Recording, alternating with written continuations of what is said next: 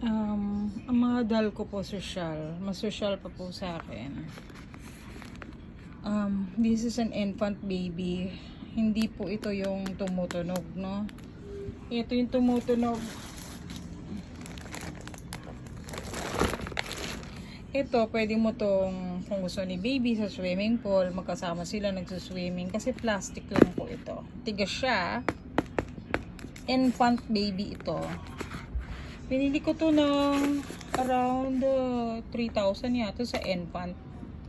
Oo. Pwede ko siyang ibenta ng 2,000 pesos. The doll itself only. At saka kung anong ibibihis ko sa kanya. Okay. So, tatlo po yan sila sa mga iba kong photos. Alam niyo na to.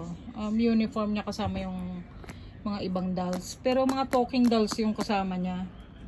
So, ngayon, sa trio, yun ang magsusuot dito. Kasi talking dolls eh. Yan. So, apat po yung ganito natin.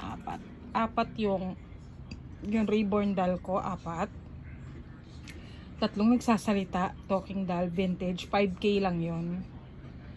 However, free na ito sa 20,000. Kasama po ang mga bagahe niyan. Meron din po itong crib. Na worth 1,000 pesos ang pagkabili ko sa Galleria Robinsons. Ayan. Mga damit lang po niyan, mahal na. Yes. So, gano'n ha. So, addiction natin yan, yung Reborn Collection. And, wala pa akong apo. Sana sa future apo ko yan, nahanda ako. Pero engineer naman yung anak ko, kaya niyang bumili ng mas marami pa kung kailangan ng anak niya. Charis. Bye, yan lang. Pag eto lang nasa 2,500, bibigay ko ng 2,000, pwede na.